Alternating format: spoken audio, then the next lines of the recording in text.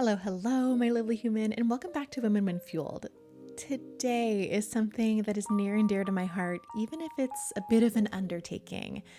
Today, I'm giving you the tools to true and lasting change that can be implemented today in order to accomplish your biggest dreams. A big goal? Absolutely. Pretty on brand for me? Also, absolutely. In this episode, we're redefining what it means to take aligned action by understanding the internal voices that influence your decisions, expanding traditional goal setting so that it actually fuels your vision, and building a system that works with your energy, not against it.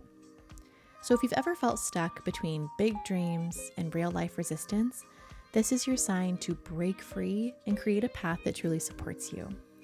Before we dive in, as always, a quick note. Women When Fueled is for entertainment and connection purposes only and is not meant to replace professional advice or your lived experience. Episodes may include light conversational cursing, which might not be suitable for little ears. Please do with what you may with this information to advise your listening experience. I can't wait to share with you, so let's get going.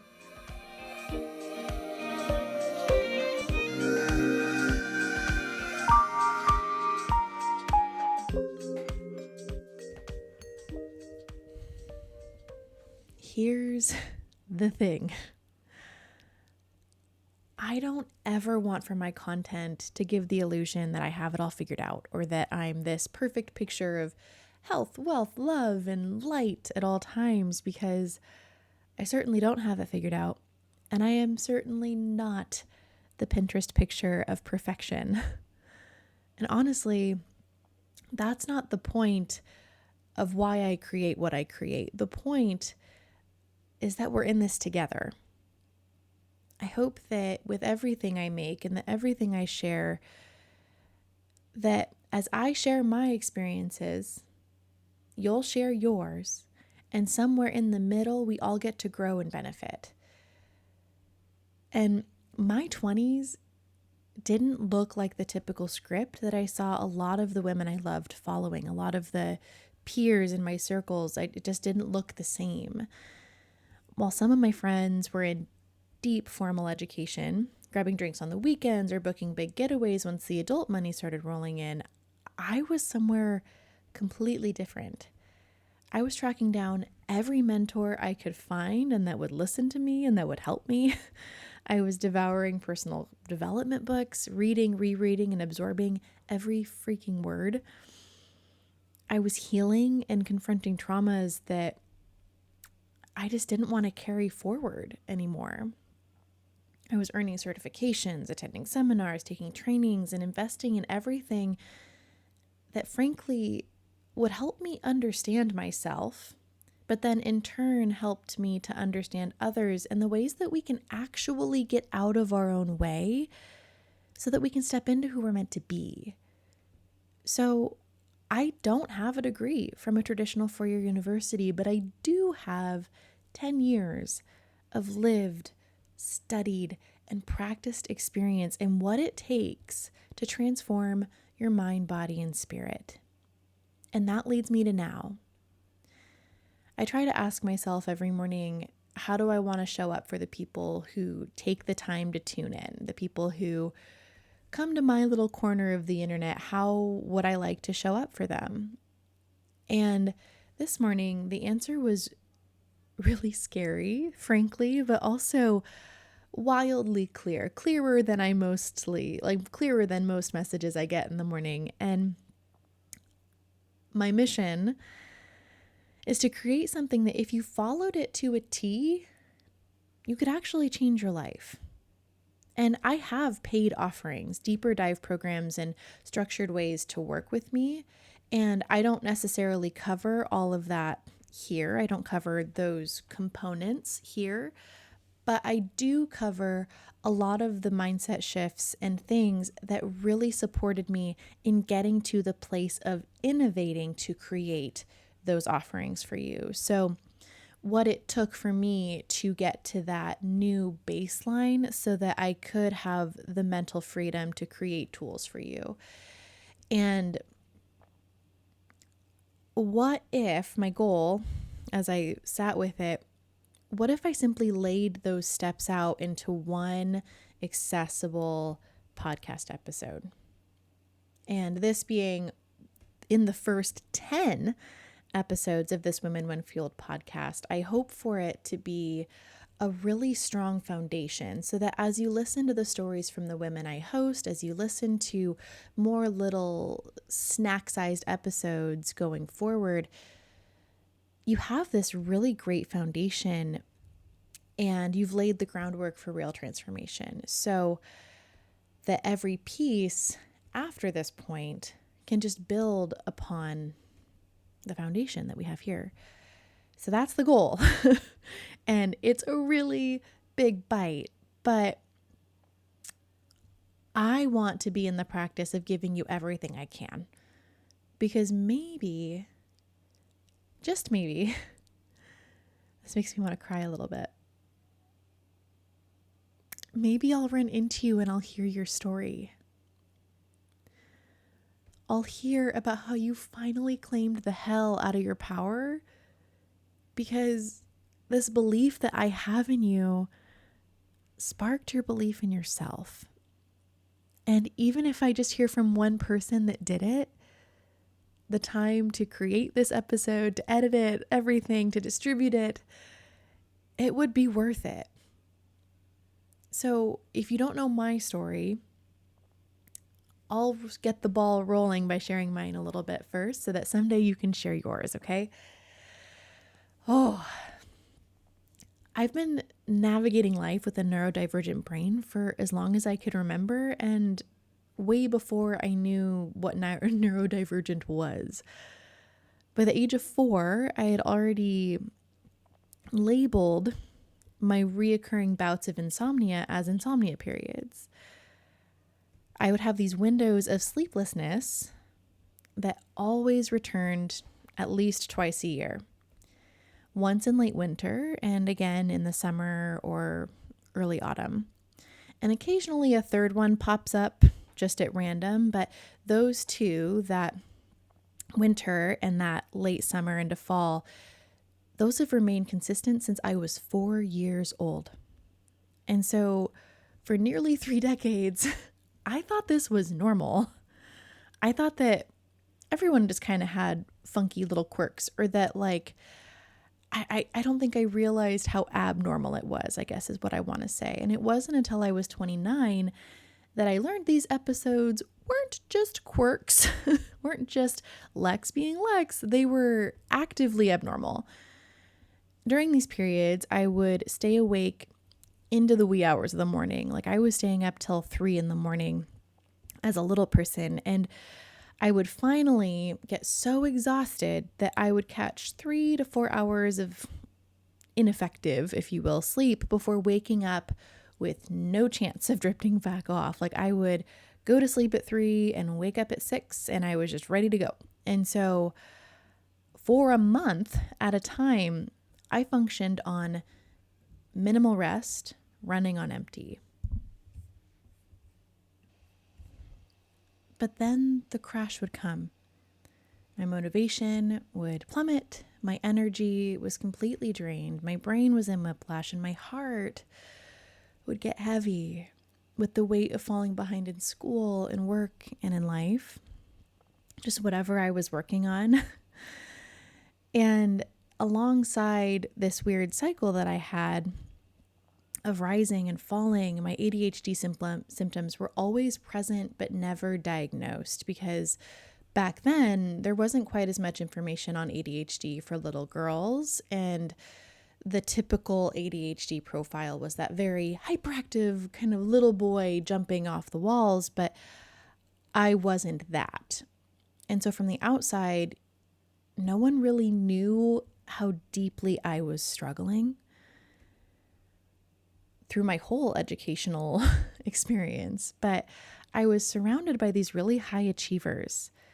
My friends and support system, they were all really driven, disciplined type A personalities who would set goals and then meet them with ease. And I had incredible friends, family, and teammates on the soccer field, but rather than feeling inspired by they're incredible achievements, I always felt really broken in comparison. And I'd read the same assignment in my book 5 times just to still earn a C on the quiz. I'd pour my heart into a paper, then self-sabotage and fail to submit the final draft. Like it was done, but I would oversleep, or I would self-sabotage in some way. And all of that going on academically, but then I would receive these big awards for like being a good kid. And then I would need summer school to pass geometry. Like it was just, I was this walking contradiction. I was getting awards from teachers and fellow students for like, hey, you're so nice. Thanks for being great. But then there would be a conference with all of my teachers and the principals because I didn't submit a final paper. Like it was this constant war within myself. And I functioned with that as my normal until again 29, when I hit this breaking point, this snapping point. And even the closest of friends were shocked to see me unravel in this way, because they had no idea how much I had been struggling behind the scenes, how long I had been masking the exhaustion, the self-doubt, the cycle of striving and self-sabotage. And for years, my approach was very, I have toddlers, so very Elsa from Frozen: conceal, don't feel, don't let them know. And I really resonate with the Elsa story as far as like, it's okay, like just shove it away, like put your gloves on, don't touch anything, it's okay. You can be more perfect, you can stand up taller, it's going to be all right. But it wasn't, because behind closed doors, I was just trying to be more normal. I was devouring self-development books, attending events, watching videos, journaling obsessively to track my thoughts and my behaviors, in effort just to be more like everyone else and keep up. I just wanted to be normal. And I share all of this backstory because when I say I get it, I mean it. I may not know your exact struggle, but I 100% know what it feels like to doubt your worth. I know what it feels like to battle motivation that doesn't work the way the world says that it should. What it feels like to absorb all the personal development wisdom out there and still feel like something's missing, and to feel like you just can't win. I know all of these things, and what I've learned is that it doesn't matter how much knowledge you accumulate, how many degrees you earn, how many certifications you hold, or how many experts you surround yourself with. You're not immune to struggle. And if you don't learn to embody what you know, if you don't learn to integrate, to apply, to live it, you won't get very far. And my breakdown in the spring of 2024 forced me to face this head on. I left a career I had fought to build. I pulled my kids from the prestigious school that I was really proud to enroll them in, and I shut everyone out. I sat in my depression. And for the very first time in my life, I was forced to stop. For my entire life, I had been hustling. Since I was teeny tiny, since before I really even have memories, I was always trying to prove that I was enough, that I was smart enough, that I was athletic enough, pretty enough. And perfection was my security blanket. It was my armor. And without it, suddenly I felt naked and really, really scared. But if you're like me, and if you're tired of constantly starting over, If you're ready to claim the life you know that you were meant for, if you're willing to release the stories that have kept you stuck and finally return to yourself, then this one is for you. And a really important disclaimer is that personal development in this space, because there is so much content out there, it's really easy to dismiss what we quotes already know. But when we do that, we rob ourselves of the opportunity to relearn in a way that actually shifts us. So as you listen to this episode, but any episode and anything that you're consuming from here forward from anyone, I invite you to approach it with fresh eyes and an open heart.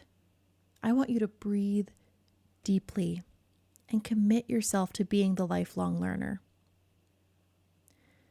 Be the version of you who is willing to receive the help the universe is offering you right freaking now.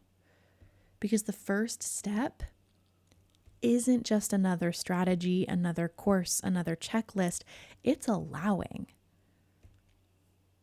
It's allowing yourself to believe that this time can be different. Because if you go into this next chapter of wanting transformation, but on the back burner of your brain, your inner critic is like, she has restarted so many times. This time will be just like the last. I give her 2 weeks tops. You need to allow yourself to believe that this time can be different. Allowing yourself to release limiting beliefs and adopt new ones. Allowing yourself to feel the joy and gratitude that will raise your frequency. And that's where we get to begin from here. Oh, frequency just gets me all giddy, So the power of your frequency. Personal frequency isn't just a concept for the spiritually inclined or like the woo-woo girls out there. Science, including research from the Heart Math Institute and more, proves that we emit measurable energy outside of our physical body. So our frequency, our emotional and energetic state, affects everything around us. And the simplest, most powerful way to shift your frequency is gratitude. And I know it's like, ugh, Lex and her stupid gratitude pedestal, like, geez, oh, pizzo. But yes, again with the gratitude, I promise it will help you. Please go get the journal. But most of us mistake surface level thanks for true gratitude. And before my breakdown, I've shared this in the gratitude episode. Yes, there's a whole episode on gratitude. You should probably go check it out. But anyways, before my breakdown, no one would have called me ungrateful. But then when I started asking myself deeper questions, when I detailed why I loved my home, when I listed the little joys hidden in my daily routine, or when I recalled moments of unexpected support that meant the world to me and more, something inside me biologically, mentally, emotionally, physically, spiritually shifted. I stopped thinking gratitude and I started feeling gratitude. Gratitude is a verb. And I would cry as I realized how charming my life was, even in the hardest season where I sat. And because I started asking myself deeper questions and realized that I didn't actually know gratitude despite having all of these tools and all of this training and all of these certifications, like I didn't know gratitude. And if I didn't know gratitude, there are probably so many people that don't know gratitude. And that's why I created the Gratitude Glow Journal. It's a 28-day guide, my gift to you, that helps you reconnect with the magic in your life. It's a tool that you can use again and again to build a personal archive of evidence that your life is already extraordinary, if only you'd pause to see it. So as I practice this deep embodied gratitude, everything changed. And I like to picture it like a forest after a wildfire. Everything's black, and then suddenly new life begins to sprout. Little pockets of green. Creativity returned to my brain. Inspiration finally flowed again. I found myself writing, drawing, dancing, and singing again, not for achievement or because anyone was watching, but for my own joy. And from this space, I rebuilt my website, I relaunched my brand, I revived my offerings, and I'm still in the process of doing that at this moment. But this time, it wasn't from a place of hustle. It was finally from this place of gratitude and alignment. And because of that, suddenly people found me. They downloaded the journal, they purchased the LB method, they joined the email list, whatever it was. And the results I had once chased came to me naturally. I just attracted them because my energy, my frequency, my being was different this time. And yours can be too. So if gratitude is step one in raising your frequency, where do we go from there?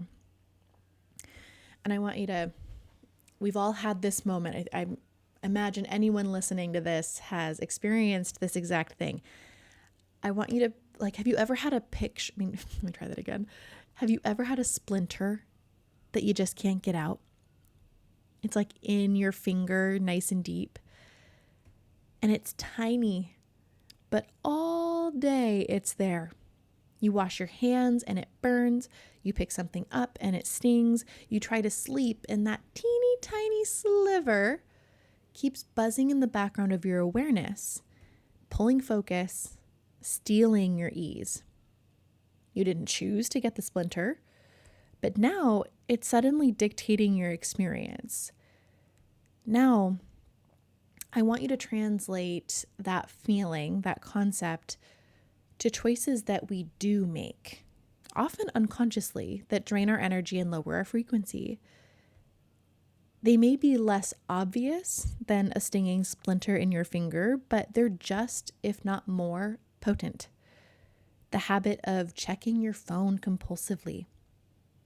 The sleep that you sacrificed, even though you had control over your downtime and your rise time. The food choices that left you feeling sluggish instead of fueled. The clutter in your space that's silently weighing you down. Or even the story that you're telling yourself that your friend is upset with you, whether it's true or not. All of those little things accumulate. And just like the splinter, these seemingly small habitual choices pull at your energy. If you want to picture your hands having 30 little splinters in them, that's what's going on in the back of your brain. It's taking all your energy. But here's the thing. You can remove them. It's not easy, but it's very worth it. You can put the phone down. You can reclaim your sleep, nourish your body, clear your space, and have the conversation that releases the tension. My last solo episode, the Soup Sandwich Spiral, the SSS, discusses how to have these kind of carefrontation conversations, because a lot of times those stories are fictional. And if they do have a little bit of truth in them, at least you have it out in the open. But definitely go check out that episode if you haven't already. But most of us, myself included, let these energy leaks pile up. It's like running your computer with too many tabs open, with slower processing, more frustration, less capacity for what actually matters to you. And here's the real kicker, if you will. For every yes you give to these distractions, you're unknowingly saying no to something greater. And I freaking say enough. Enough. Little splinters taking your energy. Because many of these little yeses are rooted in something deeper. They're rooted in limiting beliefs, in subconscious programming, in old wounds clinging to us like gum on the bottom of your shoe. They're just sticky, messy, and holding you freaking back. Which brings us right into what I call the three negotiators. And I've briefly touched on this in other forms of content, but I really want to dive a bit deeper here because they are so important in your ability to change. If you're not working with your three negotiators and if you're not talking to them, we're missing something. That could be a really big missing piece for you. So the three negotiators are your inner critic, your inner child, and your limited self. These three little voices aren't here to destroy you. They are here to protect you. Their jobs are to keep you safe, comfortable, and the same.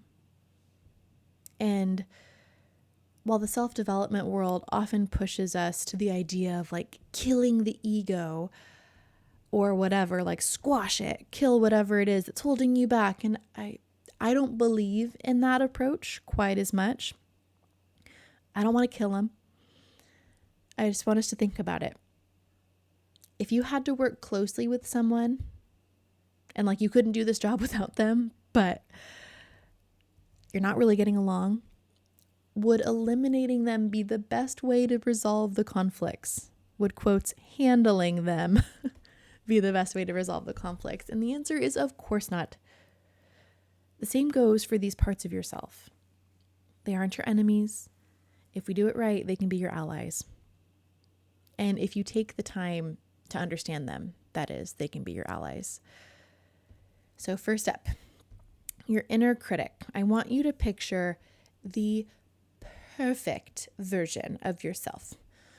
The one who never fails, who never makes mistakes, is always early, always polished, always says the right thing. And now imagine this version of you sitting with that girl from high school. You know, the one you cut off for a reason.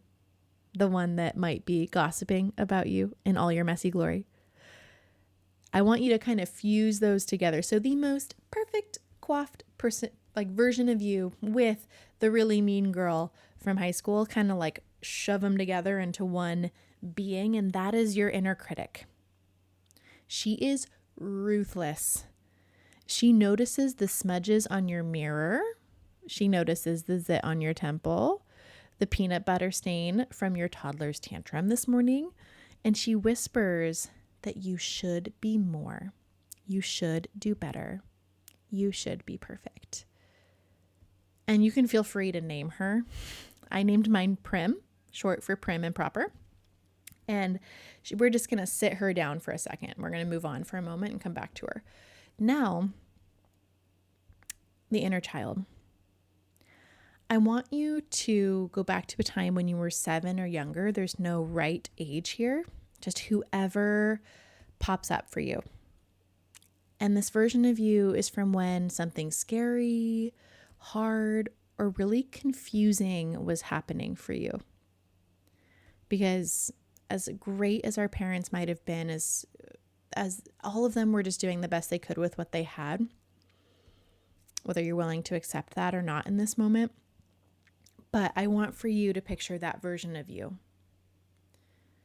That little you is still inside, doing their best to make sense of the world with limited knowledge. But the thing is, many of us still take advice from that little person, letting their fears dictate our decisions. And I have 2 toddlers at the moment. I have 2 little people, and I would not let them run my life. And if you think about it, if a toddler was making all of your life choices, you wouldn't even get on the freeway. It's too fast. You wouldn't try new foods. That looks weird. And you might not ever put yourself out there. What if they don't like me? Yet, we do it all the time. We listen to this little version of us in so many ways. And of course, like the freeway, the food, and the put yourself out there, we tend to actually do those things. Those are a little less glaring, but we do it in a lot of ways. Like, we don't start the business, we don't speak up in the meeting, we don't, whatever it is. My inner child is 4. Yours might be 3 or 7, and wherever they are, maybe you even have a picture of that age for you or a very specific family photo that you're thinking of. I want for you to picture them clearly because they're still a really important part of you. And now your inner child gets to go sit with your inner critic so that we can move on to our limited self. And limited self. This is the most stuck that makes me teary, because my limited self hurts. And once you meet yours, you'll realize that she's hurt. She's the most stuck version of you. She's exhausted. Her hair is a mess. Her house is a mess, sorry. Her house is a mess. I got all emotional, wow. But her hair hasn't been washed in days. She's struggling to get out of bed, let alone make nourishing choices. She's overwhelmed, ashamed, and paralyzed. And here's the thing. Because she's stuck in these cycles of guilt, shame, resentment, blame, and fear, she takes everything personally. She's that person that when you say, oh, the sky is blue, would say, what do you mean the sky is blue? It's not my fault. She's that person. And so being that person, she takes your growth to feel like a threat to her. She turns your growth journey into something that's about her and her wounds and how you're offending her. And any step you take toward expansion feels like an attack to her. Picture her very vividly, this version of you. Or he, if you're listening and you're a man. Anyways, that's your limited self. And now I want you to collect these 3. I always call them the 3. And imagine them sitting at a table on one side. They're all on one side of this table. And I kind of picture it. Your inner critic kind of sits a little stiff-backed, eyeing you with disapproval. She's a little judgy. And your inner child fidgets in the booster seat, waiting for snacks, because she was promised snacks if she sat still, and a little easily startled. You don't make sudden movements toward inner child. And your limited self, she sits slouched, her arms are maybe crossed, and she's a bit disengaged, but highly defensive. And then you realize that all of these versions are versions of you. They are all you. And they're all negotiators, trying in their own way to keep you safe. But the thing is, safety isn't always what you need. Sometimes you need to listen, acknowledge, and then lovingly lead ourselves forward. Because on the other side of these voices that are cluttering our mind, along with our little slivers of energy draining, on the other side is our freedom, is our expansion, and our peace. And now, so there's those 3 negotiators, and they're sitting at the table. They're going to just need to be patient for a second while we work through this next one. But now we need someone to sit on the other side of the table. And I was teaching a workshop, and I said your highest self. I was like, well, just, talk to your highest self. And 3 out of the 5 women had no clue what I was talking about. And the other 2 women were fuzzy on the concept. They didn't really have they kind of had a concept from their vision board, but they didn't have a specific picture of her. And so I think it's really important to begin the process of getting in touch with her in this moment and really kind of spelling it out. So on the other side of the table, we get to create a version of your highest self. And it's way more than a fun, it's like, let me try that again. It's way more fun to picture her than the others. But sometimes, ironically, it ends up being more intimidating to picture her because with the other three, we know what to expect. Like we know what is coming down the pipe from the other three. But most of us have let the three run the show for so long that stepping into or toward our highest self, that picturing her even, is hugely unfamiliar. We haven't been taught to. And this is the part where it's one of my favorite parts, but we get to let ourselves dream unhinged.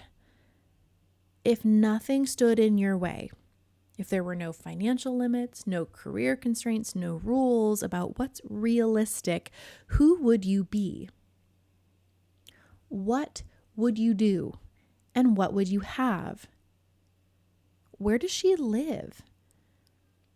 Is she traveling the world with no permanent home? Is she leading a powerhouse legal team in a city high-rise? Is she homeschooling her kids in a cozy home in the suburbs or running a thriving homestead completely off the grid? Like, there is no wrong answer here. There is no wrong answer. And there's no perfect answer. She gets to evolve. Sometimes you get deeper down into your healing and you realize that the picture that you had was partially fueled by someone else's expectations and you hadn't even opened that door yet. So this highest self is allowed to evolve just as you have in your life so far. And so inside the LB method, we take this even deeper. We map out your dreams and we get a lot of clarity on it so that you can break them down into reality. But for now, since that's my LB method and that is a paid offering, it's a very accessibly paid offering. So I definitely encourage you to go get it if you have the ability to. Again, the Gratitude Glow Journal is my gift to you, but the LB method is something that's very special to my heart. So I do charge for it. It will be, as I'm recording this, it is March 4th, and it will be on sale for $30 until March 30th or 31st, the last day of the month in March in 2025. And then it'll go up to $50, which is still a very accessible price as far as life transformation opportunities go. But anyways, for now, I want you to grab a sheet of paper and set a 5-minute timer. And you can do this after the episode too, but you let it pour out. You think of the life that you want in every single facet. And here's the thing, it's not the life you think you should want, not the version of success you've been told to chase, but it's the life that lights you up when you drop the weight of external expectations. If you could pivot without judgment, without hesitation, what would you actually do? And the thing is, no one's gonna see this piece of paper unless you choose to share it. So be detailed. Be, air quotes, crazy. If you feel crazy, just let it happen. And I love to get so vividly specific around all of this. How does your highest self wear her hair? What's her style? What kind of energy does she carry? How does she feel on the inside? And I want you to picture her smile, her posture, her presence. I want you to hear her voice and her laugh. I want you to see her moving through the world, going to your favorite coffee shop, whatever it is. Whether she's the traveler, the CEO, the homeschooling mom, the homesteader, or something entirely different, or a combination of the ones I just listed, it doesn't matter. And as you jot all of this down, allow yourself to be lit up from the inside out. And I want you to take a moment to feel her life. not just what she does, like don't just see what she does, but feel how she exists each day. How does she wake up? How does she move? How does she prioritize? And most importantly, how can you bring more of that energy into your life right now? Does she wake up refreshed? That's something you can control right now. Does she feel confident? That is actually a choice. You can choose confidence now by building trust with yourself every day. And now, look at this bigger vision, the being, the doing, the having. What small choices could start moving you in that direction today? And frankly, if this practice lights you up, the LB method walks you through a more step-by-step process for breaking down your goals into more bite-sized pieces. But again, go check it out. So now the table is set. You have on one side, you've got the 3, your inner critic, inner child, and limited self. And on the other, there's you right now as you sit listening to this and your highest self. And this is where you take the reins. You get to turn to the 3 and let them know. Thank you. Thank you for getting us here. Thank you for your input. And congratulations, you're being promoted to consultants. And we all know what, quotes, consultant means, right? It's like they still come to the office, they still get to chime in, but ultimately, you and highest self are the CEOs of your life, and you too are making the final calls every single day. So from now on, when the alarm goes off early and the bed feels so cozy, when you're debating between making the meal you prepped or swinging through the drive-thru, when you're between sticking to the plan or self-sabotaging with a mindless scroll, you can call a team meeting. You can tune into the highest self and negotiate with the 3 in a way that still honors the vision you have with your highest self, the vision that you two are creating together. Because in life, you're in charge, and it's time for us to start acting like it. And as you start to get comfortable owning the room, if you will, with these other 4 presences that we've just visualized, learning to manage your 3 negotiators, tuning into your highest self, identifying and redirecting subconscious energy drains, raising your frequency with gratitude. Ooh, we've covered a lot so far. Really, I think we're only like halfway-ish done, but through my notes. But it might not feel like you've done, quotes, much. And you know what? You're not wrong, because there's a foundational shift happening and a paradigm that needs to be reconfigured. Most of us, myself included, have spent a lot of years believing that success is all about the action you take. That if you just do enough, push hard enough, stay disciplined enough, you'll get where you want to go.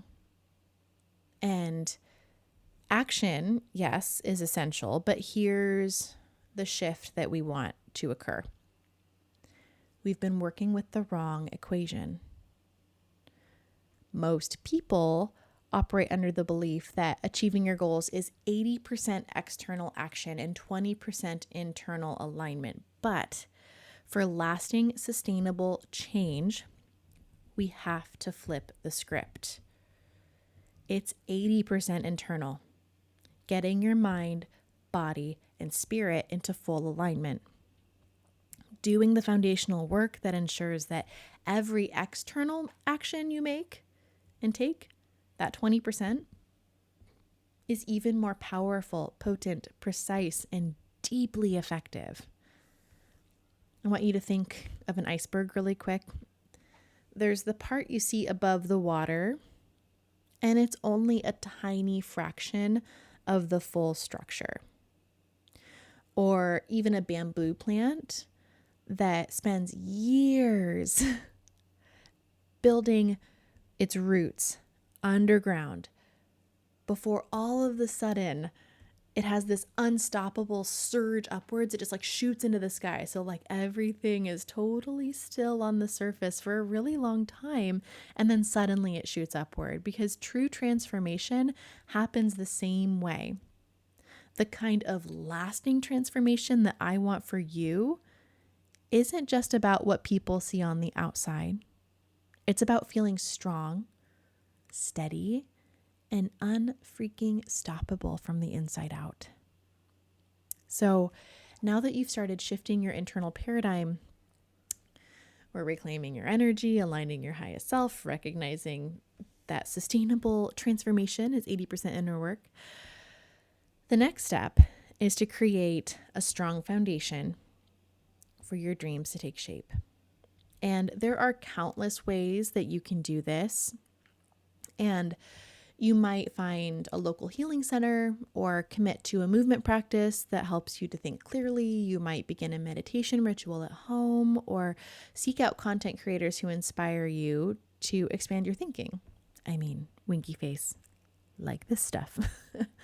But all seriousness, a core mission of mine is to support you in this process, to give you the tools to be, do, and have the life that you desire in the most joyfully aligned way.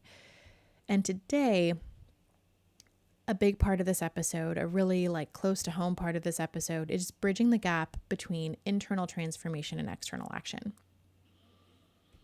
And we're going to start that with the problem I see with common goal setting advice, because after years of immersing myself in self-development, both personally and professionally, I've seen this reoccurring problem. There's a lake-sized pool of advice that, while helpful for some, is incomplete for many. And for the sake of time, we're just going to address a few common action steps that I believe need clarification and expansion. And number one in that is discover your why. I'm like, they're always telling you to find your why, connect with your why, discover your why. What's your why? Oh, and funny, why it's incomplete. Most advice, in my perception, on finding your why assumes that you're already deeply in touch with your dreams, that you already know what you want, and that you are mentally, emotionally, physically, spiritually ready to pursue it wholeheartedly. But if we're being real, many of us, even the act of admitting what we want feels terrifying. Our three negotiators step in, rationalizing why your dream isn't realistic. And then before you know it, your primal brain sounds this alarm, steering you away from our desires in the name of self-preservation. And then you wonder, well, I guess my why just isn't important enough. Maybe my why just isn't big enough, or whatever. And the thing is, your why, no matter how big, small, whatever it is yours for a reason. You weren't given the tools to properly evaluate and pursue your why. That's what happened. So here is what we're gonna freaking do about it, okay? Oh, I get all worked up in pursuit of your why. Okay, I'm gonna shake it off a little bit, grab a sip of water, because I'm like buzzing with energy. Okay. We are going to go deeper into that highest self practice that we started before, and we need more paper. So frankly, if you listen to this episode once all the way through, and then you listen to it again and actually take the action, I feel like that's what I'll probably end up suggesting in the introduction that I record for this. But from here, to go deeper into your highest self practice, we need 3 sheets of paper. On the first, we set that timer that we did before, that 5-minute timer where we free write about your dream life with no limitations, no financial constraints, no fear. And that is what full alignment is going to start looking like for you. So then progressing from that first step that we took before, when the time is up, I want for you to pause and read through your words. And on the second sheet, we're going to write down every doubt, fear, or limiting belief that comes up as you read your dreams aloud. Like, I prefer it to be aloud, but if you're like sitting at a coffee shop and you're like, hell no, you can read it inside and just really be Scout's honor on top of it. But be brutally honest here. If you think, oh, wow, that's too mean to write, like, no, it's not. That's one of your 3 negotiators talking, and their words need to be put on the paper so that it's out of your brain and into the world so that you can kind of combat it a little more effectively. And then on the third page, I want you to rewrite those limiting beliefs and fears that came up as empowering truths. So invert them, make them the opposite. For example, if your belief is, I'm not qualified to do this, your rewrite might be, doesn't have to be, my lived experiences and passion uniquely prepare me to succeed. That's one of mine.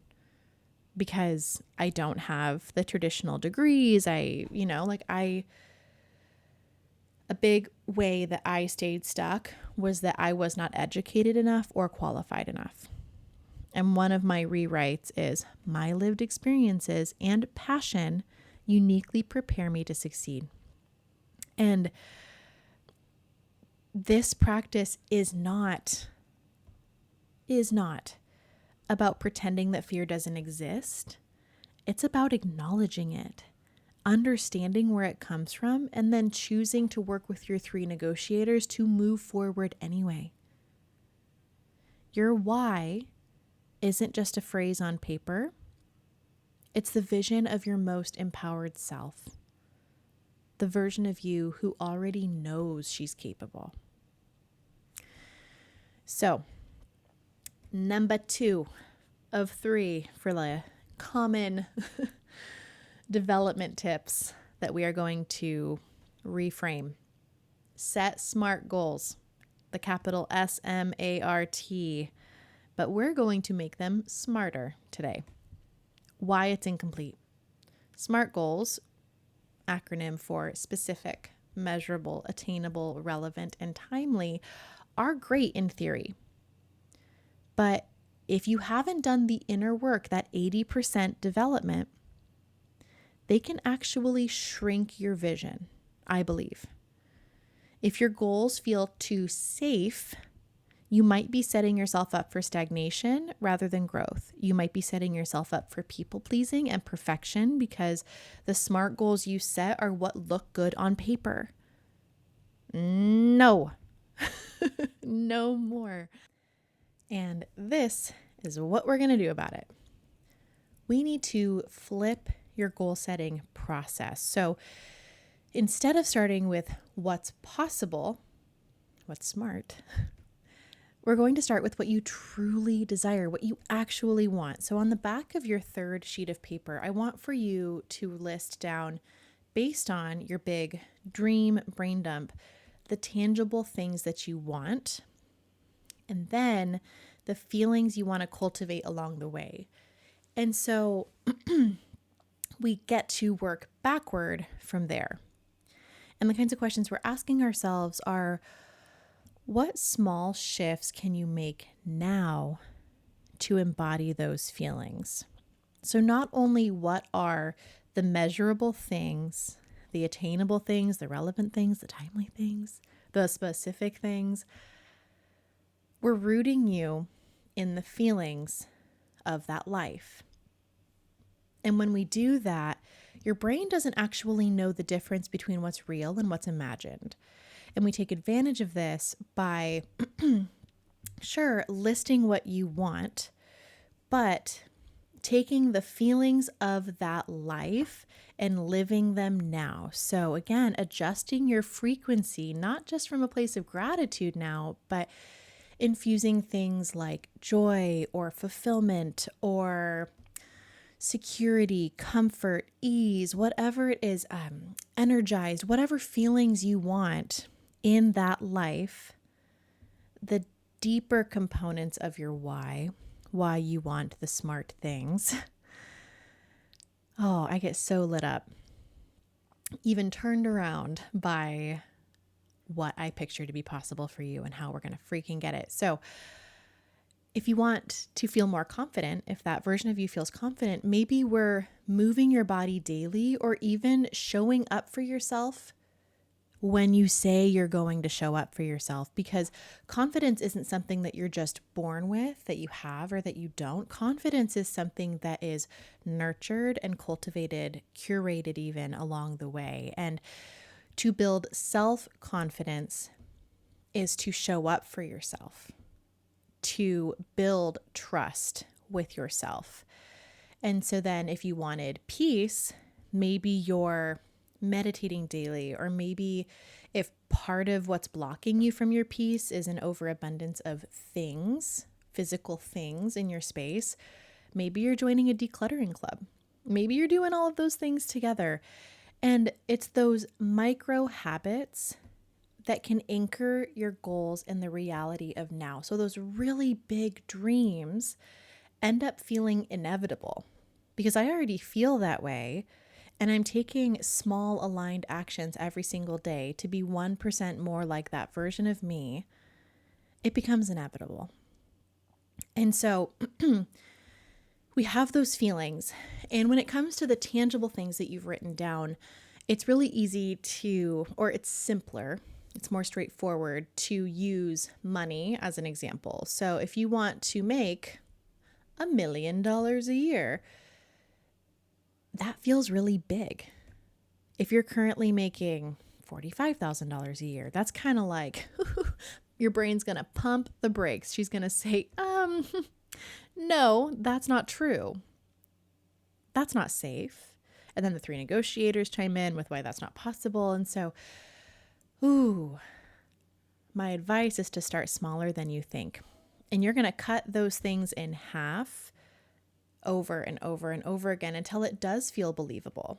So if your goal is to make $1 million a year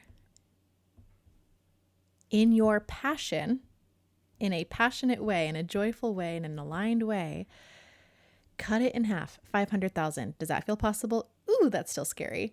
250? Yeah. 125? No. And like just keep going until suddenly you're at, could I make $15 from my passion today? What if I made $15 by selling a sticker, by offering a service to my neighbor, by selling a course, by whatever it is, by helping someone in some way, by providing value? Can I provide $15 worth of value today? And that's probably, I think most of us could offer someone a service for $15 and someone would want that from you. Something that is your unique edge, something that is your brilliant spark from within that you're already really naturally good at. And so then suddenly it's like, ooh, could I make $30? What if I could make $60 or $120? And then just let the momentum build from that consistent aligned action instead of from a place of pressure and overwhelm. And the thing is, from that place of pressure and overwhelm, you can still accomplish really great things. I don't want it to be misconstrued that I'm saying that hustle isn't the absolute way to do it, or like you can't be successful if you hustle or if you're pushing really hard. But it's certainly a lot simpler, and that hustle doesn't feel so burdensome if you're functioning from a place of consistent aligned action instead of functioning from a place of shoulds. Because if this dream isn't yours, that hustle is going to be hard. if this goal is something that is yours and something that I've always wanted, I'm doing this for me because I know I can help people in whatever way it is. I can offer this value to the world, and that's my unique spark. That hustle won't feel hard. And I've done it from a place of hustle. I hit a full-blown diagnosable mental breakdown burnout, and that is the last thing that I want for you. I want for you to avoid my mistake if you can, and if you've already hit that place, then I want to support you in recalibrating so that this time can be different. And moving on to the third and final piece of traditional advice that we're going to adjust the way we think about it, it's to put it on the calendar, end quote. And what we're going to start to do is to put it on the calendar the right way. And putting it on the calendar is incomplete because scheduling your goals is important. But if you haven't addressed the inner resistance that comes with big change, no planner or productivity hack is going to save you. It just won't. And if you're not addressing the 3 negotiators, if you're not doing that 80% inner development to set the foundation, if you're not actually pursuing something that you want, you are going to dread that time block on your calendar. It will be from a place of hustle and force instead of flow and alignment. And nothing can save you from that but you. So what we're going to do about it is, instead of just writing your tasks down, I want for you, once we're at this place of calendar time blocking with your aligned goals, we are going to start to create ritual and safety in the dreams that you want. So instead of just writing it down, we're going to create rituals around your growth. And so if you scheduled a workout at a gym or whatever, I want you to set an intention for why you're going, how this lines up with your bigger picture, why this is aligned for you. And I also want for you to make it as special as possible, because it's really easy to be in a frantic rush or whatever. You don't have to get new clothes, but lay out the clothes that you'll wear the night before. Spray them with something that smells nice, really make something special out of it.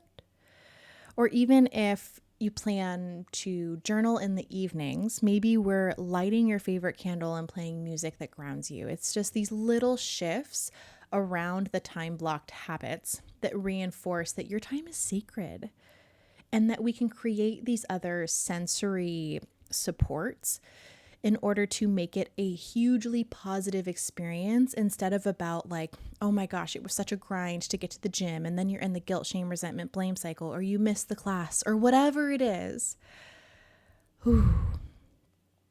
We don't want for your growth to be just another thing on your to-do list.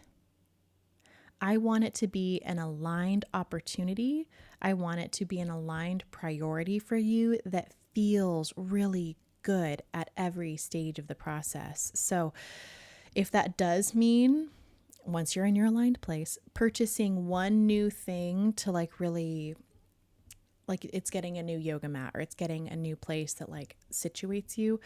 I have a problem because formerly I struggled with trying to buy solutions for myself. And so I hesitate to say to get a new outfit or whatever, because while I've never struggled with alcohol addiction or drug addiction, I have struggled with dopamine addiction that comes from the purchase of new things, or the feeling of something new, or the rush of purchasing. And so I hesitate. I know that not everyone has had this same struggle as I have in that, but I struggle to say that you should be purchasing something to support your habits. But certainly there is a time and a place for that. My point is to create aligned sensory rituals that rewire your brain to associate positively with the whole process of the new aligned action that you have on the calendar, if that makes sense. So wherever we can integrate positive sight, positive sound, positive scent, positive taste, positive feel. Wherever we can infuse that, we should. If we can make something feel more sensorily appealing, we should. And that will help to infuse positive input around the habit we're cultivating. And sorry, I got like a little runny out the side of my nose. There we go. And the truth about this journey, regardless of where you're starting, is that this transformation isn't going to be linear. And I know that that's something that can get stated very often, just like the above advice of discover your why and set SMART goals and put it on the calendar. The phrase transformation isn't linear is said very often. But the thing is, when we open ourselves up to feel the heal, we open ourselves up to feel everything more vividly.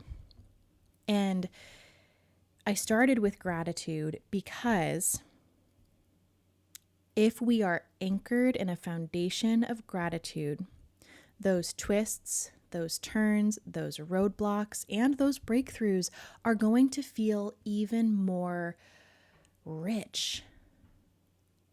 They're just fuller, and they won't feel so heavy because your frequency, your energetic set point is at a different place then. And if you are rooted in gratitude, then I have a friend who completed the Gratitude Glow Journal, and in that same breath, her car got totaled. And I get teary.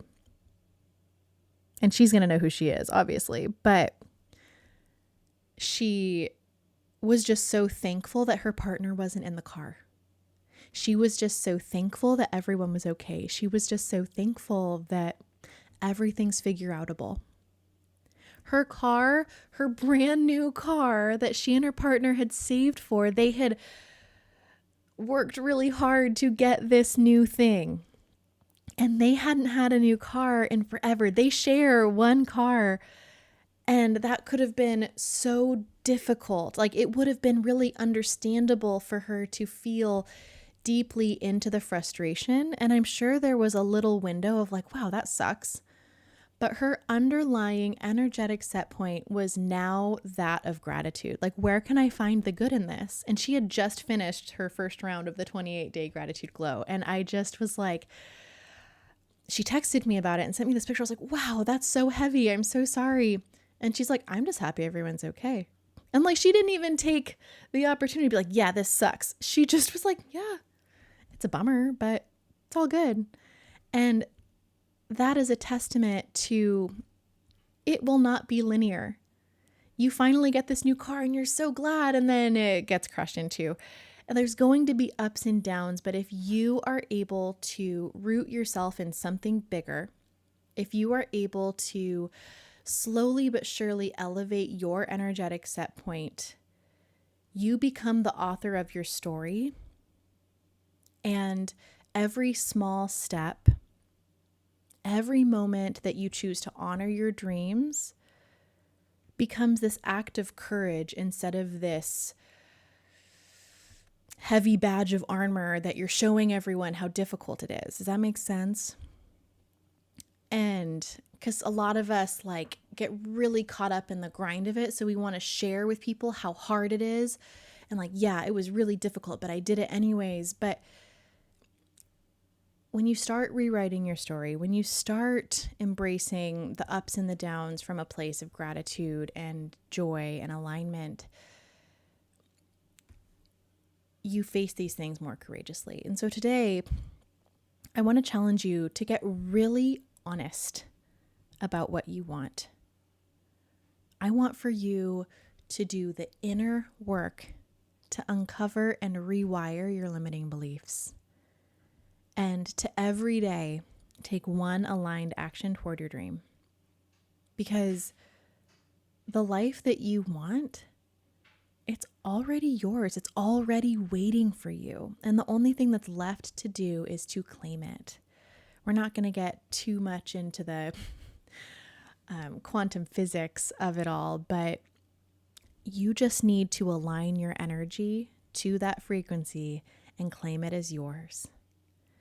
So we've elevated our frequency with gratitude. We've gotten in touch with our negotiators and put like really nice specific faces to them. We've shifted our paradigms and expanded on common advice so that we can implement now in aligned, sustainable ways. But now it's time to take action in a way that works with you, not against you. And I've mentioned a couple times the power of the LB method that I've created.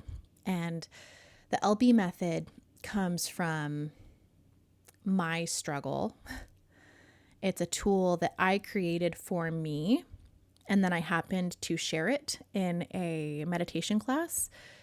And the teacher was like, well, that's awesome. You need to share that. So I turned it into a small mini course. And it's rooted in my journey with being so immersed in self-development and realizing that a lot of it, while it works for a lot of people, doesn't work very well for me. And so rather than relying on all or nothing thinking, where we expect ourselves to operate at full capacity every single day, we need a system that adapts to our energy, our seasons, and life's inevitable unpredictability.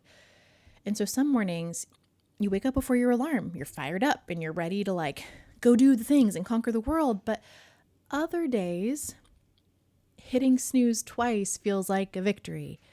And the thing is, most common self-development advice will tell you that the higher value or the quotes right thing is waking up before the alarm. And we would completely shame the twice pressed snooze button into the shadows. But neither is right depending on where you're at. And so just like we're shifting away from this idea of killing our egos and instead learning to work with your negotiators, we are also shifting away from the pressure to crush it or to not try at all. It's all or nothing for most of us, most of the time. And that's where we functioned. That's where we were taught to function. So the goal going forward for you is to create consistent, aligned progress. So even moving just 1% closer to your vision every day is far more effective than chasing perfection in sporadic bursts that quickly burn out.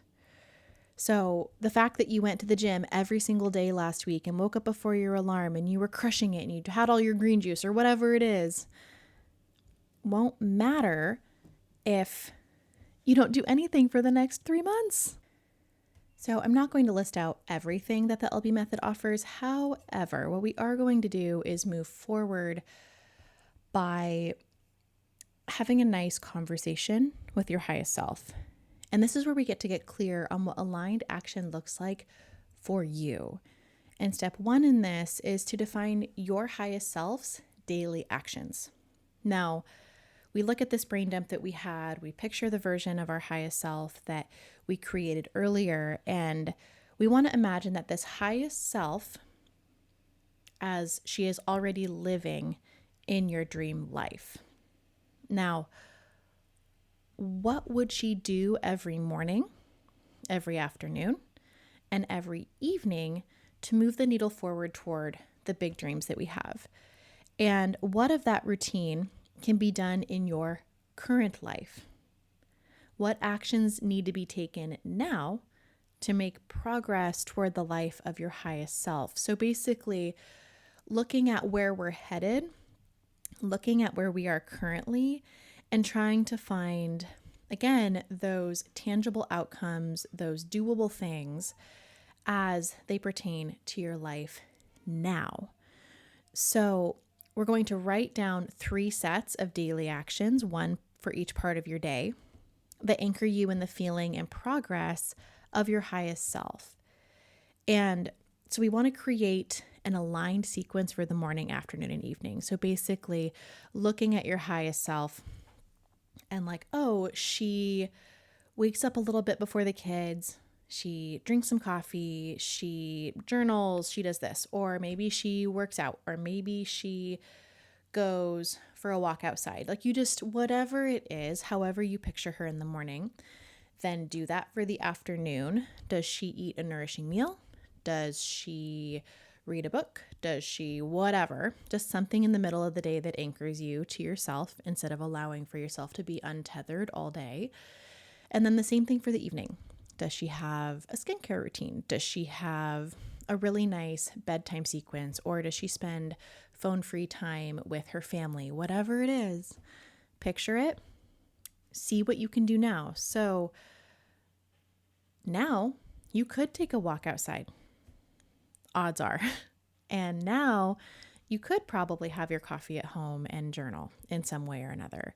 You probably could read a book during a lunch hour or a midday pause. You could have phone-free time with your family in the evening. So really look at those actions and see how you can create 3 sets of anchors for every single day. And now step 2 is to meet yourself where you are. And we need to shift perspectives a little bit. And instead of thinking of your highest self, we want to step into the shoes of your limited self, that version of you that really struggles sometimes. And when we look at the list of things that our highest self does, what is the smallest version of those aspirational actions that still supports your momentum? And so stepping back, and it's something that limited self, it would be a little bit of a struggle. It'd be a little bit of a push to get her to do it. But once she did it, she would feel better. And these things should be pretty short as far as time. I propose that maybe these things in the morning, in the afternoon, in the evening shouldn't take longer than 10 minutes. And these become your base level non-negotiable behaviors. So for me personally, my base level non-negotiable behaviors in the morning are to change out of clothes that I did not wear to sleep. I make my bed, I wash my face, I grab my sticky note. And if done quickly, if I just pull the bandage off and do it, takes me about 10 minutes. And you want to apply that to the afternoon and to the evening lists that you just created from the stance of your highest self. And now we're going to find that middle ground. So someplace between the list of highest self actions and the base level actions, there's this middle tier. And these are actions that push you forward, but don't require maximum effort. And you want to note these down for, again, the morning, the afternoon, and the evening. And this allows for you to have 3 levels of action for each time of day. And this approach ensures some flexibility without sacrificing progress, so that you're building a system that works with your brain instead of against it. And you're building a system that, instead of shaming you for being human and having fluctuating energy levels, it flows with you. So that every day you're in touch with that highest version of yourself, even if you're having a really hard time. And again, just like the vision of your highest self can adapt and flow and mold with whatever season she can evolve, your lists of action can evolve. If you find that wow, I really don't like working out in the morning. I don't like that. Gets me all wired up in a weird way. I really like working out in the afternoon, or vice versa. Experiment with it. There is no right way. And just because someone is doing it a specific way on social media and it really works for them, go them. That's great. But that doesn't mean it has to work for you. And that's not wrong. So now, the commitment. I want for you to take 28 days of aligned action. A month of, at minimum, showing up for your base level behaviors daily. And even just that will do so much for you. And at your best, leaning into your middle or highest level actions when the energy allows. And frankly, you can jump around energy levels throughout the day.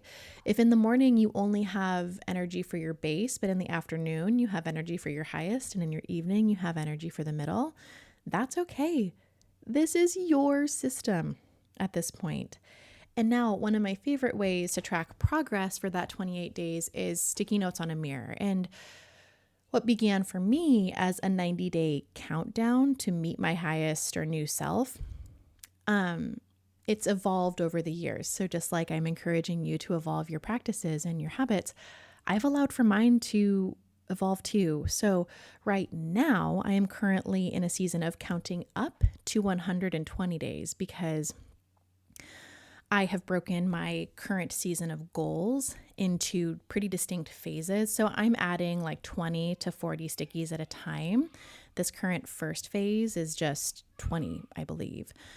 But regardless of your approach, these numbered sticky notes serve as a visual reminder on my mirror and a motivational tool as I take progress photos every single day. And then they also get to be a nice little marker of growth as I complete each day, because again, I take my sticky notes and I stick them on my phone every morning.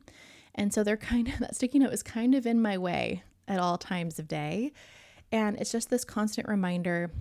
And it's like, as I'm counting up right now, it's really fun because it's a reminder that I've done this for 15 days or I've done this for 30 days or whatever it is. Wow, I'm growing. That's so great. And so you can adapt the sticky note practice to whatever feels right for you, whether it's a 90-day countdown or a 28-day count up or somewhere in between or none of the above. There is no perfect way. There's just your way. And that's the magic of aligned action. It's not about forcing yourself into a rigid system. It's about building a system that supports you. And no matter what season of life you're in right now, I want for you to hear this loud and clear. You are doing an incredible job. But here's the truth. It's possible to, quotes, be doing great while simply surviving, while caught up in the cycle of external expectations and the cycle of shoulds and the way things have always been. You deserve way more than that. And you have the power to step outside of those old patterns to create a life that you absolutely love. And I want that for you more than anything in this world. So my hope is that at very least, this has sparked a thought in you about the boundless possibilities that you're capable of. And at its best, I hope it fuels you to take some action, to dive into the LB method or combine it with the tools and insights you received here, or even with the gratitude glow journal, which I hope you go get because it will always be my gift to you. And I hope for you to get ready to make the kind of transformative changes that'll leave you saying, this is the moment that made all the difference. I can't wait to hear your story someday. Until next time, bye guys.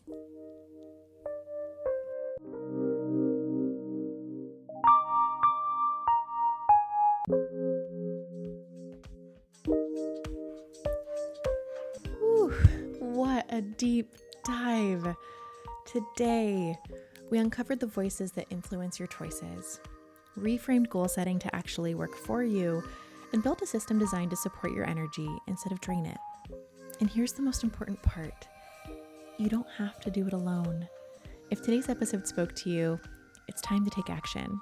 Start the LB method to create real, lasting transformation and integrate these tools into your daily life. And don't forget to grab your complimentary Gratitude Glow journal, your personal guide to aligning your energy, mindset, and momentum every single day. Of course, be sure to tag me on Instagram at WomenMinFueled or at It's Lex Butler, because I love to see that you're enjoying it or to find out what you would like to hear next. Of course, thank you so much for being here, for fueling your growth, and for taking this journey with me. Until next time, keep dreaming, keep moving, and keep fueling what matters most. most. You're doing such a great job. Bye, guys.